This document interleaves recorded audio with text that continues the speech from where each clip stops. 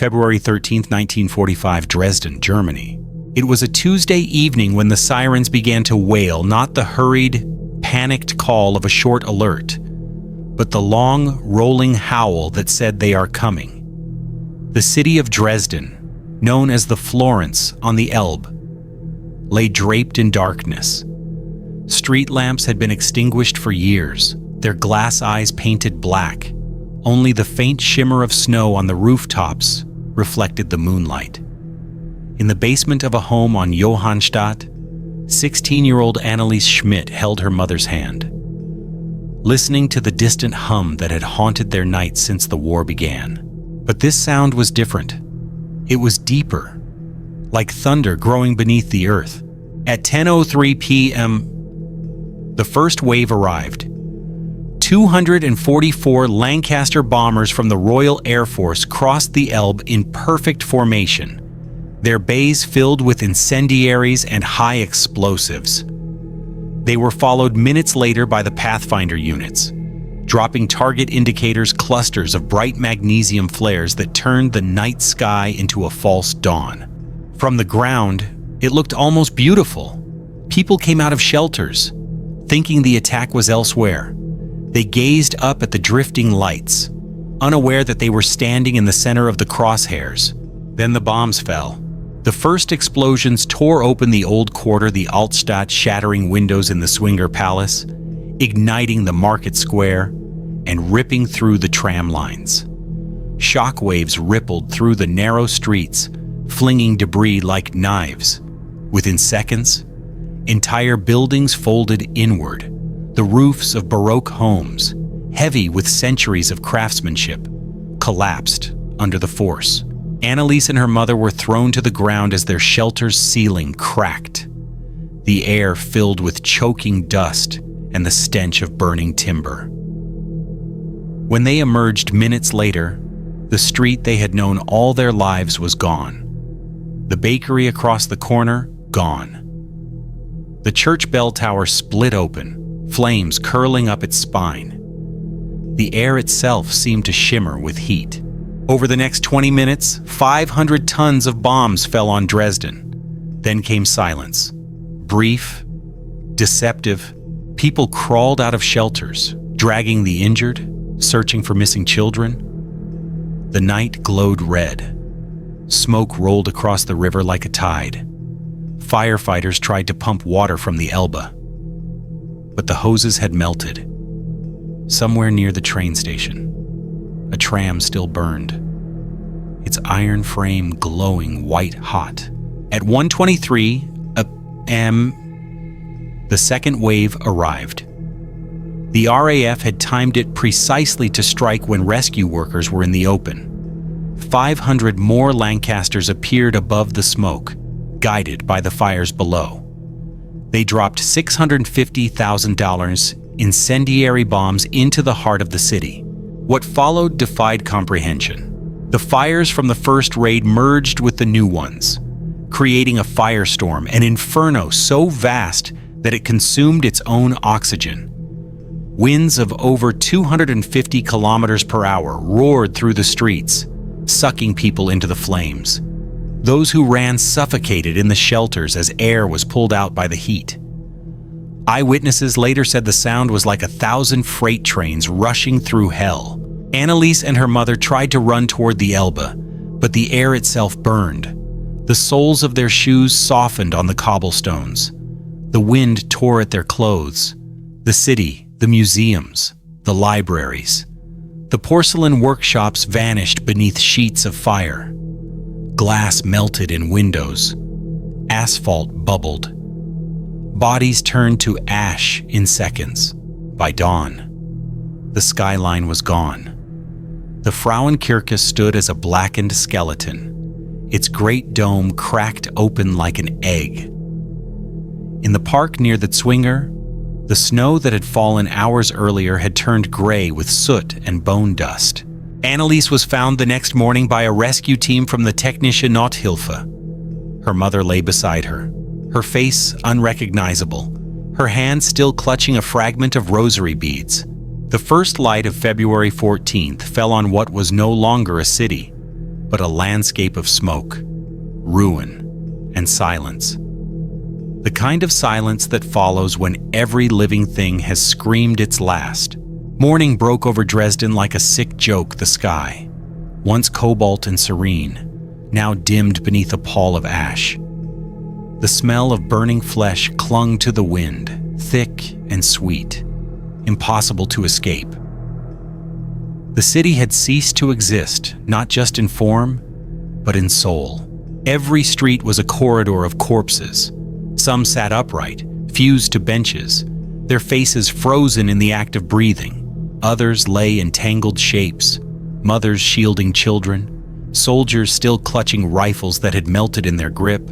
Dresden, the city of music, porcelain, and Baroque light, had become a tomb carved in soot. The survivors moved like ghosts. Men with burnt hands tore at the rubble bare-fingered, searching for voices that no longer cried out. A woman staggered through the ruins, carrying what she thought was her child, until the cloth fell away, and the truth with it. From the air, reconnaissance photos taken by the RAF showed only a sea of smoke. What could not be seen in those images were the faces pressed against shelter walls, the fingernail scratches where people had clawed for air, the silence of those who suffocated not by flame, but by absence of oxygen. Around 11 a.m., the third wave came. This time, it was the U.S. 8th Air Force, their B-17 flying fortresses flying in daylight, dropping 1,800 tons of high explosives and fragmentation bombs. The ground, already burning, shuddered again. Bridges buckled. The main railway yards, the supposed military target, were obliterated, though no trains had moved for days. Civilians who had fled to open fields were cut down by bomb splinters and collapsing debris. Among them was Otto Fischer, a tram conductor who had survived the night by hiding in the water tower near Altmarkt. He emerged that morning covered in soot, his uniform scorched to his skin. It was like the world had ended, he later wrote. The air burned, the ground burned, and even the sky, it was bleeding fire. The Elbe River, once the lifeline of the city, had become a mirror of ruin. Charred bodies floated downstream, their clothes disintegrated, their hair burned away. Fishermen from the outskirts wept as they watched the current carry hundreds, maybe thousands, toward Meissen. By evening, the fires had grown into a single storm that stretched for miles. The heat was so intense that stones burst open. In the city center, the asphalt ran like lava, swallowing bicycles, boots, and bones alike. Survivors found refuge in the Grosser Garten, the vast public park once filled with laughter and music. Now, the trees stood blackened, branches stripped bare by heat. There, between the frozen ponds and shattered statues, the living gathered among the dead. A Red Cross nurse named Ilse Mertens recorded in her notebook, "We tried to count them, but the faces were gone. The bodies had shrunk, black and hard, like dolls. Some had melted together, we couldn't separate them. We stopped counting after a while. Numbers no longer made sense." The authorities attempted order. SS units and police patrolled the ruins, their masks soaked in vinegar to block the stench. Civilians were ordered to collect corpses into piles. They used iron hooks and rakes, pulling what remained of their neighbors from basements that still smoldered. In Altmarkt Square, the dead were brought by the thousands. By February 14th evening, the bodies were stacked 4 meters high, children, mothers, old men, soldiers, all indistinguishable now. Gasoline was poured over them. The pyres were lit. Flames rose once again over Dresden, this time not from war, but from the desperate necessity of sanitation. Some say 25,000 died. Others whisper over $100,000. The true count vanished with the smoke. As night fell on the second day, a pale snow began to fall, the first clean thing the city had seen in 2 nights. It melted as it touched the ruins, hissing softly on the embers that still glowed.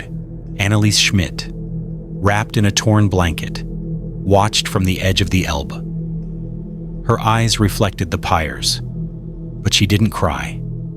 There were no tears left, only the memory of sound, the wind, the screaming, and the fire that had devoured heaven. Somewhere behind her, the church bells that had survived the bombing rang faintly in the cold.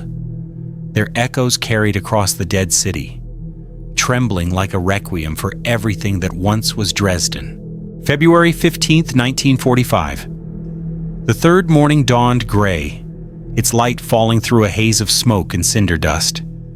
Dresden was unrecognizable, not a city, but a wound. The air still pulsed with heat rising from the ruins, and the scent of burned stone mixed with something heavier, human, that no one dared name. The bombers were gone now. The silence they left behind was unbearable. It wasn't peace. It was the silence of things that should make sound, but no longer could. No trams, no church choirs, no barking dogs, no voices. Only the soft crackle of cooling rubble and the distant sobs of the few still searching. Rescue teams worked in rows, using shovels and bare hands. The Technische Nothilfe and local volunteers dug through basements where hundreds had suffocated. Each blow of a hammer released a puff of smoke and the faint smell of burnt clothing. Inside one cellar near Neumarkt, they found 40 people all seated in perfect silence, heads bowed forward as if asleep. The firestorm had drawn the air from their lungs in an instant. Outside, the Elbe River reflected the orange glow of still-burning quarters. Frozen corpses were piled along its banks, evacuees from Silesia, refugees from the east, prisoners of war who had fled into the city believing it safe. The fire had shown no mercy to any flag or uniform. By midday, rumors spread that American fighters were strafing survivors fleeing across open roads. Some swore they saw the planes dive, their machine guns rattling over fields of ash. Officially, it was denied. But the wounds told their own story. From the south, a convoy of Wehrmacht medics arrived, men hollow-eyed, dragging carts filled with morphine and gauze that ran out before they could even begin. They treated burns with whatever they could find: butter, snow, spit, candle wax. A priest moved among them, murmuring the litany of the dead, his cassock torn, his voice raw from smoke. He blessed the nameless. There were too many to name. At the Altmarkt, the pyres continued to burn. The flames were low now, heavy with grease and bone. The smell settled over Dresden like a shroud. Even those accustomed to war soldiers returned from the Eastern Front turned away, unable to look. In the midst of it all, a sound rose faint, brittle. It was a piano. Somewhere beneath the rubble of An der Frauenkirche, someone had found a surviving instrument and pressed its keys. The notes were warped, out of tune, but they drifted across the ruins like breath across glass. For a moment, people stopped. Even the soldiers paused. Then, as quickly as it came, the sound stopped. The player gone. The echo swallowed by the wind. Anneliese Schmidt walked the streets in search of her brother. She passed what had once been the Semperoper, its great facade cracked open like a jaw. Statues of composers, Wagner. Weber lay decapitated in the rubble. She saw the figure of a nurse kneeling over a child, whispering lullabies to ashes. Every corner of the city was a confession of beauty built over centuries, destroyed in one night. At the edge of the Grosser Garten, survivors gathered around a wagon, distributing bread. They ate in silence, eyes empty, hands trembling. One woman repeated the same words over and over. They said Dresden was safe. They said we were safe. A British pilot, captured days later, would write in his journal, "We flew over Dresden again on the 15th. The smoke reached higher than our altitude. The city below was not visible, only a single black cloud, alive and twisting." No one spoke on the radio. As night came, the wind shifted, blowing the smoke eastward toward the forests of Saxony. The fire still burned, but the city had already died. Only its silence remained deep, endless, echoing in the hollows where laughter once lived. And in that silence, a question began to take form, whispered by those who survived. Was this justice or something darker? February 16, 1945. The fourth dawn came without color. The snow that fell over Dresden that morning was gray, mixed with ash, soot, and the remains of those who had vanished into the inferno. Every flake that touched the ground dissolved into mud streaked with black. For the first time since the raids, the fires began to die. Smoke still rose from the Altstadt, curling from the shells of gutted buildings like the last breath of the dead. The air was thick, metallic, the taste of carbonized iron and human dust. The survivors, if they could still be called that, wandered the ruins in silence. Some searched for names on half-burned letters or for the shape of a doorway they once knew. Others no longer searched for anything, they simply walked, barefoot or in rags, as if motion itself was proof that they still existed. Anneliese Schmidt moved through what had been theater plots, stepping over blackened stones that had once been the heart of Dresden's cultural pride. The statue of King Johann still stood, its bronze warped by heat, its face streaked with soot. Beside it, a horse's head from another monument had fused to the cobblestones, teeth bared in a frozen scream. The Frauenkirche, once crowned with the largest dome in Protestant Europe, stood like a broken giant. Its great stone ribs had held through 2 nights of fire, only to collapse on the morning of February 15th when the heat cracked its foundations. Beneath its ruins, hundreds were buried alive.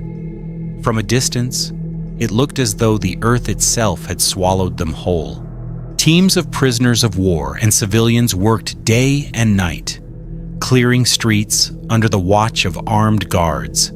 They stacked corpses into carts, covering them with sheets, or when there were none left, with newspaper.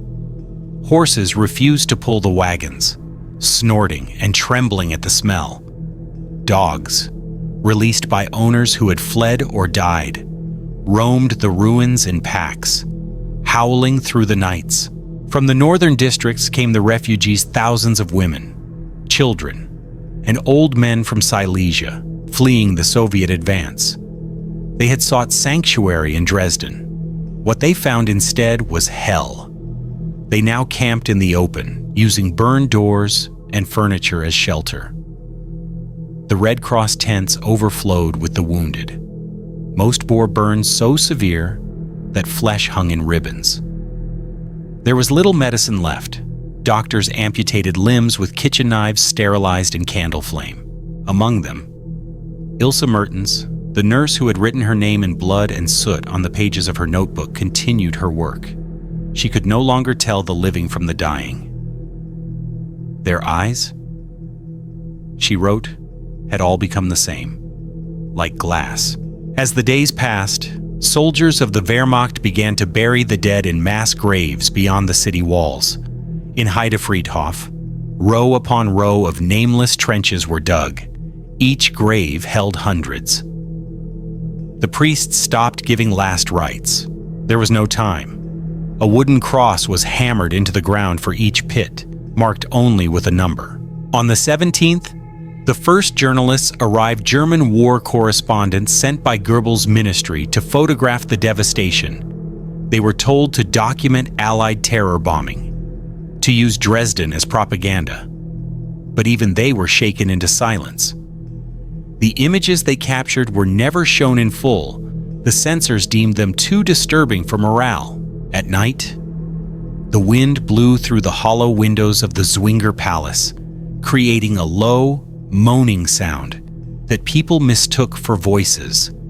Some claimed they heard the dead calling through the ruins. Others prayed louder to drown it out. By the end of the week, over 40,000 bodies had been burned or buried. Yet the counting never stopped. Even months later, when spring thawed the earth, workers still unearthed remains skeletons fused to staircases. Children clutching toys turned to glass. Lovers locked together in blackened stone. For Anneliese, there was nothing left to find. She buried her mother's rosary in the soil near the riverbank, a private grave for what little she could still call her own. As she stood there, the smoke drifting low over the Elbe, she whispered a single line she would remember all her life. It wasn't war, it was the erasure of everything human. The river carried her words away. The city did not answer. And for years after, even when the rubble was cleared and new walls rose from the bones of the old, Dresden would never again sound the same. The air still held the faintest echo of that night, a silence so vast that even the bells of the rebuilt churches could not drown it. Spring, 1945. The war was ending, but Dresden had already ended long before the surrender, beneath its ruins. The dead slept in silence, while the living stumbled through a world without direction. The smell of burnt mortar still rose from the cracks in the earth. It would linger for years. The survivors lived like phantoms. They built shelters among the ruins rooms made from collapsed door frames, broken walls, and canvas stolen from the Red Cross. There was no running water, no light. At night, the city glowed only from the embers still buried under stone. Some said that even months later, when they dug deep enough, the ground was still warm, as if Dresden itself refused to cool. The Allied command declared the raid a strategic success. The factories producing optics, communication devices, and railway parts had been destroyed. The bridges across the Elbe were gone. But those who walked the streets knew there had been no factories in the heart of the city. The bombs had fallen where people lived, where art and music had once been the currency of life. In April, British and American reconnaissance teams returned to survey the destruction. One pilot described the city from above as a field of gray velvet, torn and burned at the edges. When the photos reached London, a few officers hesitated. Some refused to look at them twice. But the war machine moved forward, indifferent to regret. For those on the ground, the aftermath was measured not in statistics, but in absences. The baker who had once opened his shop at dawn, gone. The choirs of the Kreuzkirche gone. The smell of roasted coffee drifting through the streets, gone. Even the pigeons that had filled the skies were gone. Their nests burned, their wings scattered in the soot. Anneliese Schmidt spent her days walking between what remained of Altmarkt and Pirneischer Platz, carrying a tin cup to collect water from a communal pump. She did not speak much anymore. Sometimes she stopped by the ruins of the Frauenkirche, now a massive heap of stone, blackened yet strangely still. She said she could feel something alive beneath it, not ghosts, but memory itself, trapped in stone.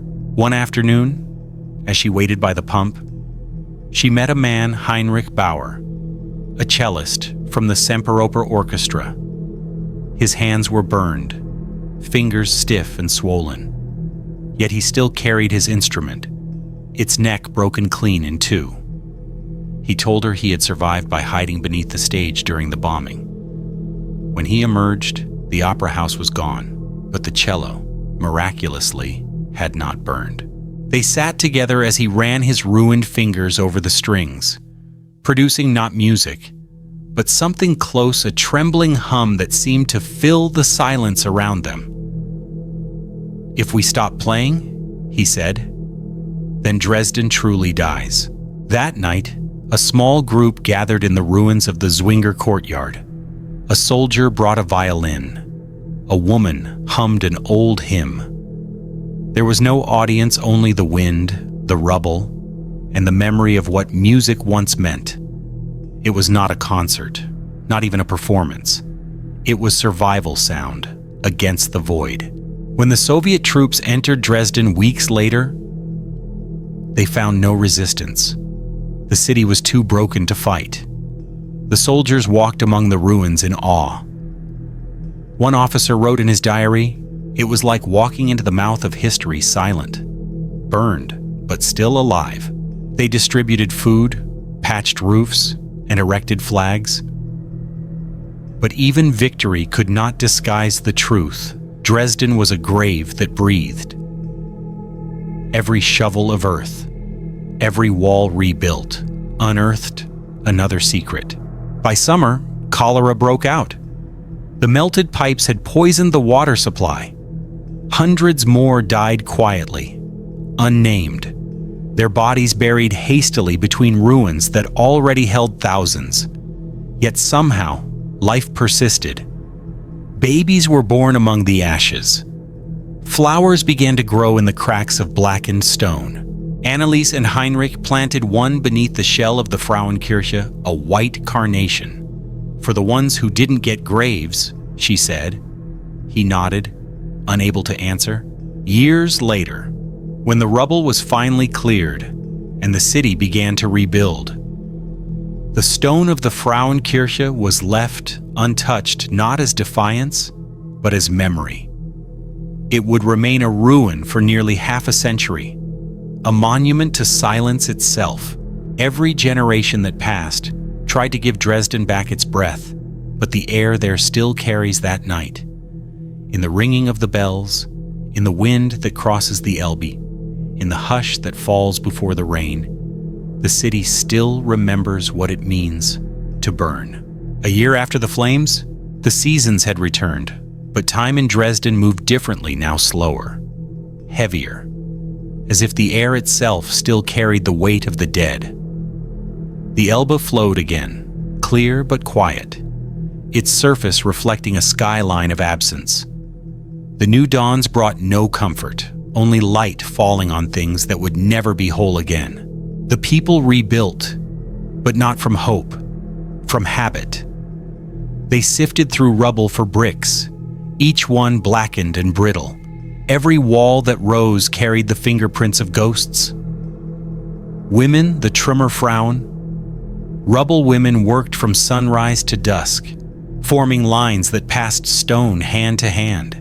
Their palms bled, their backs bent, yet they did not stop. To stop was to remember. When asked years later why they rebuilt so patiently, one answered, "Because the dead were watching."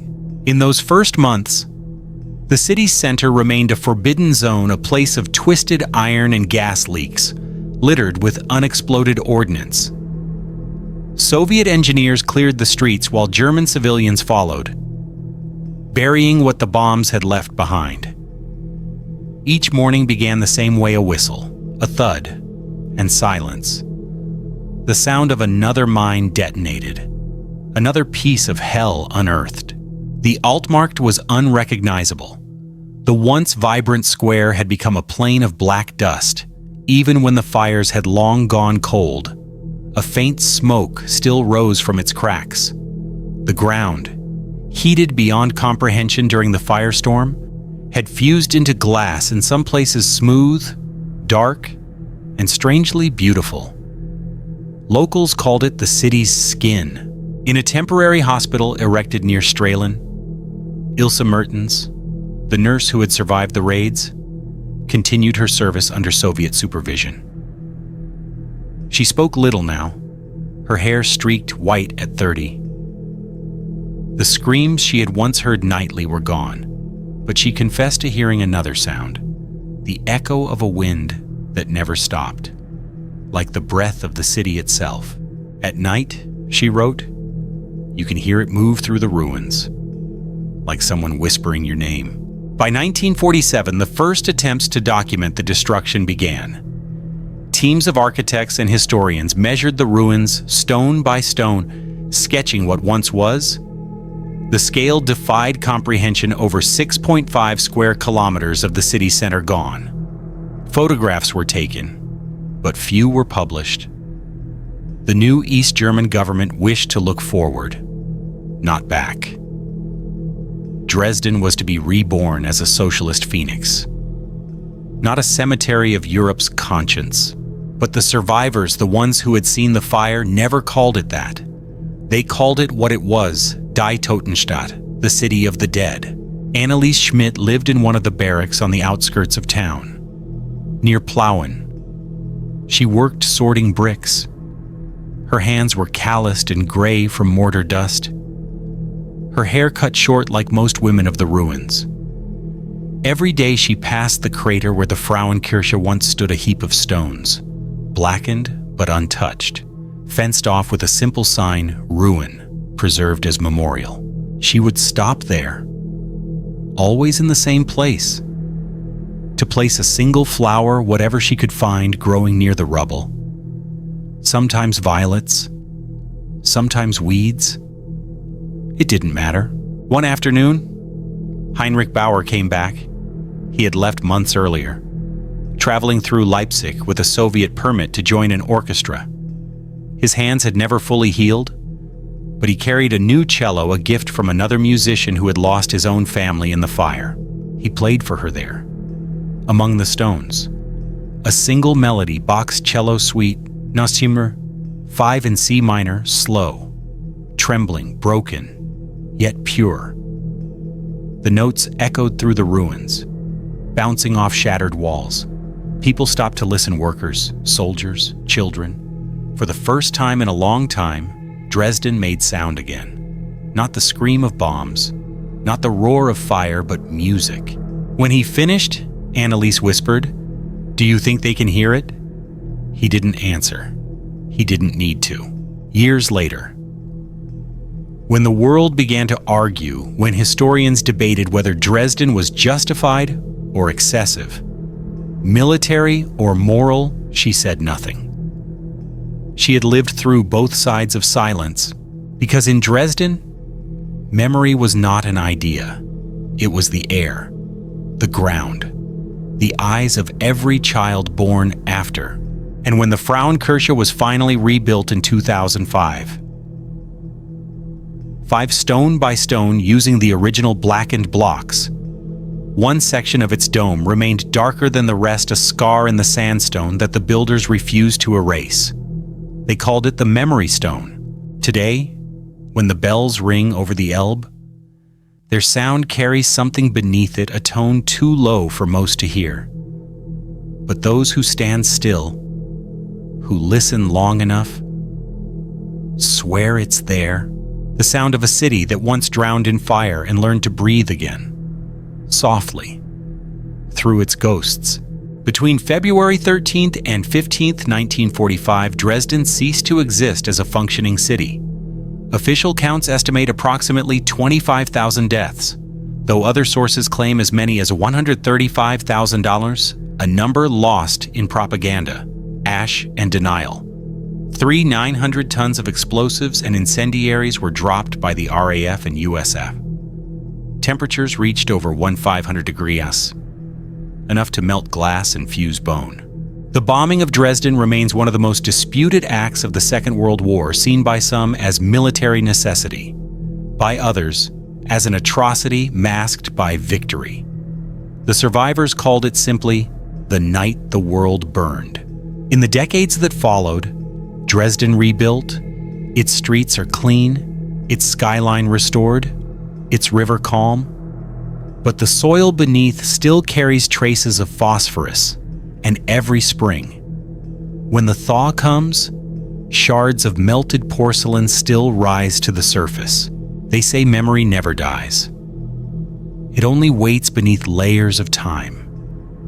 beneath the comfort of peace, for someone willing to listen. So now the question passes to you. Was Dresden a tragedy of war, or proof that even the victors can lose their humanity? Let us know your thoughts in the comments below.